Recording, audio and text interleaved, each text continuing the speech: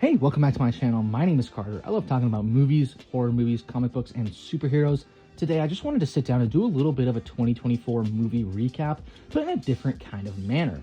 I did post my favorite films and least favorite films of 2024 over on my TikTok, which is just Carter Walker Movies. I also posted them here on YouTube as YouTube Shorts. Feel free to check those out if you want to hear my opinions about best of and worst of. But I really do love when people do maybe surprising or disappointing or shine spotlights on films that don't get a ton of love. So I wanted to kind of put my own spin on that. Today, I'm going to sit down and do 5 hidden gems and 1 honorable mention of films you may not have heard of, or films I just believe didn't get enough love when they came out this year. One of my favorite things about growing older as a film goer and as a person, having my tastes mature, is being able to branch out my film tastes and branch out in films and just find more of my favorites. So many films this year in my top 25 are movies I had no idea were coming out this year. So again, let's get started with 5 hidden gems and 1 honorable mention. Starting out with my honorable mention, it's going to be The Last Stop in Yuma County, which is written and directed by Francis Gillespie. It stars Jim Cummings and Richard Brake, and this was a really fun film. It premiered at Fantastic Fest, I believe, or a film festival where a ton of people go, and I just heard buzz about it in my corner of the internet. So I was really engaged. It reminded me a lot, and it was getting compared a lot to one of my favorite films from last year, which is called Your Lucky Day, where it's pretty much just a bottle film or a film set largely in one location. And this follows a bunch of people at a diner in Yuma County when 2 criminals set upon them trying to weigh out for a gas truck. And I thought that this was a really engaging and really tense film filled with a lot of fun, energetic moments and a lot of humor, but also so many dark twists and turns and things that I just didn't see coming. The film has a surprising bite to it that I really appreciated and didn't really see coming in the best way possible. There were so many instances in the film where I found myself shocked or taken aback or really just surprised at where they were willing to go. And I thought that the performances all around were fantastic. The writing and direction, again by Francis Gillespie, I hope I'm pronouncing that right, were really, really strong. It had so many great moments of just clever writing or clever direction. The film is beautifully shot. It just looks fantastic. You know, any of the films on this list, I really can't sing their praises enough. So I would highly recommend checking out The Last Stop in Yuma County. Getting right into my official, quote-unquote list, number 5 is going to be Strange Darling, which is written and directed by J.T. Molnar, stars Kyle Gallner and Willa Fitzgerald. This is a movie that got a ton of buzz, at least in my section. When it came out, I think in the summer, it may have been August, September-ish, it got a ton of buzz, and I was really looking forward to go see it. And I have a review on my YouTube channel, I believe. I went and saw it, and I enjoyed it, but I wasn't blown away like everyone else. However, after a lot of thought and just reflecting on this film, this is a movie that I keep coming back to and wanting to rewatch so bad. I pass it in Walmart all the time, and I'm like, man, if I wasn't like a broke college student, I would totally buy this and watch it again, because it really did surprise me, just like Last Stop in Yuma County, in the best ways possible. The film just treats you like a very intelligent moviegoer and never tries to talk down to you or just over-explain things to you like you're some dumb little kid. Instead, it treats you as an intelligent equal and is able to actually outsmart you at turns. It's told out of sequence. It'll show you maybe chapter 5, then chapter 3, then chapter 6, then 2, 4, 1, anything like that. I can't remember the exact order, but it was told in a really smart way to where every chapter that passed, you could try and piece together a new story or a new backstory for these characters and try and piece together what was happening, and you'd just be wrong. It ended up outsmarting me at every turn, and I really enjoyed that about the film. As I get older and watch a ton of movies, it's harder and harder to find movies that actually surprise me or shock me. This was one of those films where I just found myself really enjoying the experience of watching this film. I really enjoyed the main performances by Kyle Gallner and Willa Fitzgerald. Both are just equally twisted. The film is just beautifully shot. I think that it just has so much character in the neon lighting and the gritty film lenses that they use. And I thought that the movie just had a ton of bite in the best way possible. Going into number 4, it's going to be What You Wish For. And this actually released in like select theaters or at some like overseas film festivals in 2023. But I'm just going to count it as 2024 because I mean, that's when it's got its like wide release, so to speak, when it was released on VOD. And this was such a good surprise. I heard virtually nothing about this movie. The only person I have heard talk about this is a Cody Leach, who's a big horror YouTuber. He advocated for this film, and I was like, I probably should check this out. And I ended up really digging it. It's written and directed by Nicholas Tomney, and it stars Nick Stahl. And I thought that this film was just very surprising at every turn. And it sounds like I'm going to repeat myself. I said that for the last 3 films, but all 3 of them feature just really great plot elements of shock and surprise. And the less you know going into these films, the better. I thought Nick Stahl gave a fantastic performance as the lead character, who's a chef who's just down on his luck, gets invited to go to meet his friend out in a villa. And then one thing leads to another, and he's cooking for all these rich people. And he just falls into this rabbit hole. And I thought that it was just so interesting and very, very tense. Again, mostly taking place at this one location, at this villa with these rich people that he's feeding. As the night just kind of gets crazier and crazier, he's trying to keep his composure, trying to keep everyone at bay and also do his job so he doesn't get himself landed in hot water, very dire consequences. I thought that Nicholas Tomney's script and direction just added a lot to that feeling and aura of just very tense, very nail-biting filmmaking. It felt like at every single second it all could come crashing down. You're watching just this paper-thin house of cards be set up, and there's so many great lines of dialogue that pay off at the very, very end. The final scene in this film really just sticks out to me as one of my favorites in recent memory, as it's just kind of capping off the character journey of Nick Stahl's character in a very brutal, twisted way, and I thought that it was just fantastic in every sense of the word. It had some very brutal and dark scenes and moments that I really, really enjoyed while watching, and its unique setting of the South American jungle, I believe, I could be totally wrong, lended to a very memorable film. It's something that you think about, like, movies like The Menu, which the only thing this has in common with The Menu is that it's about cooking. But that theme and that setting just really sets it apart. I found both The Menu and this film to be extremely riveting. Coming in at number 3 is a big change of pace and genre. It's going to be Thelma, written and directed by Josh Marjolin, starring June Squibb and Fred Hedginger. I could totally be mispronouncing that. This is, in every sense of the word, a complete opposite of the 3 films that came before it.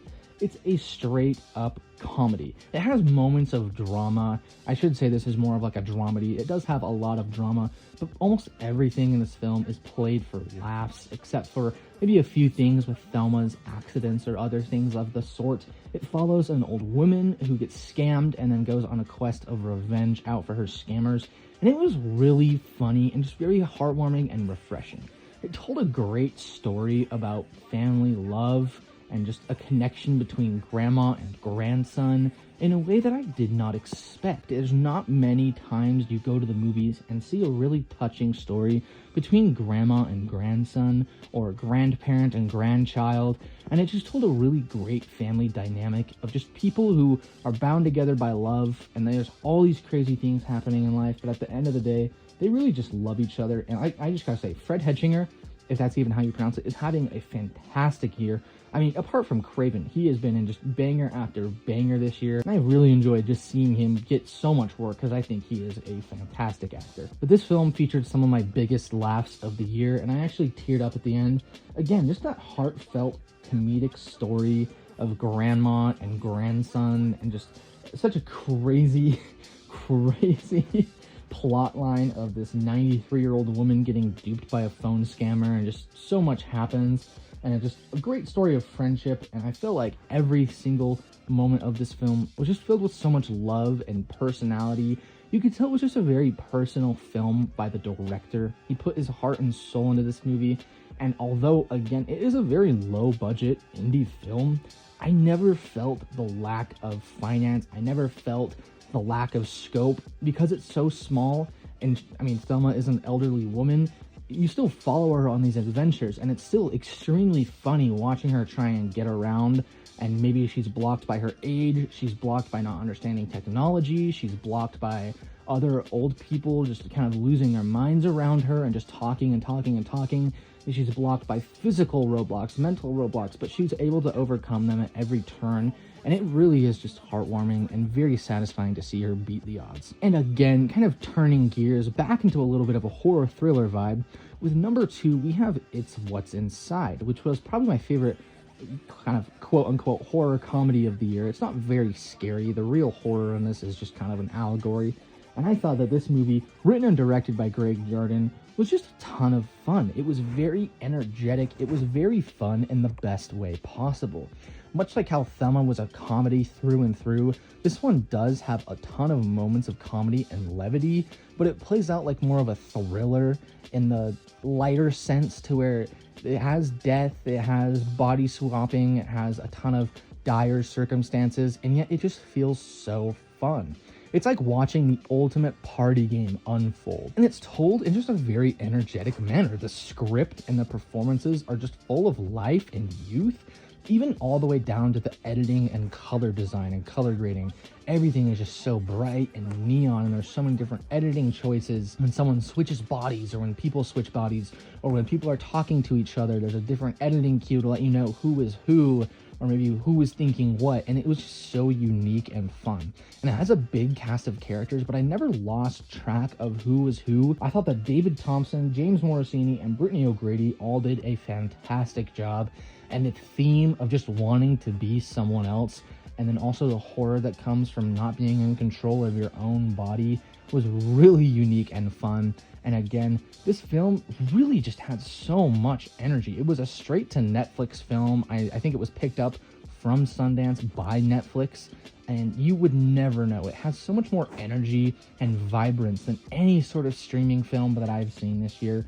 The cast, again, I can't sing these movies' praises enough. Every single film on this list is just such a win, and It's What's Inside is easily the most energetic, the most lively film I've seen this year. It kept me on my toes throughout, and as I was watching, I was just like, this is a movie that I can see a lot of people really, really loving. It's definitely going to be a cult classic down the line. There were a few people, of course, that didn't quite love it like I did, but even then, there's so much about this film that you can't deny is just great. But for me, easily my number 1 most underrated, most hidden gem of the year was Oddity, written and directed by Damien McCarthy, starring Carolyn Bracken, Johnny French, Gwilym Lee, and Caroline Menton. Sorry, I could be mispronouncing those names. But Damien McCarthy, he came out of nowhere. This film came out of nowhere. I think it was offhandedly mentioned by either Chris Stuckman or Sean Chandler in one of their review roundups or festival roundups earlier this year, and they're like, yeah, I liked it. I liked it. It was good. I never expected it to just be right up my alley. I watch a lot of horror movies. My friends and I watch a lot of horror movies. Classics from Texas Chainsaw Massacre, the Friday the 13th movies, Alien, The Shining, The Exorcist, all the way down to brand new things. Indie films like this. And this was one of the only movies that I have seen that scared every single one of us at some point or another.